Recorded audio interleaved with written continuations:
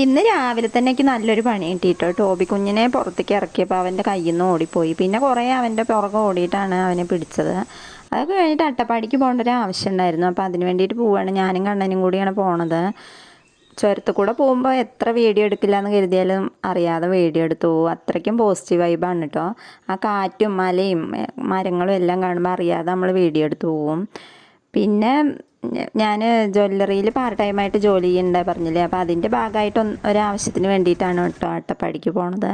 അവിടെ ചെന്നിട്ട് ഞങ്ങൾ പോരാൻ നേരത്താണ് കേട്ടോ ഞങ്ങളുടെ ബ്ലാക്കപ്പനെ പോലെ ഒരു നായയെ കണ്ടു.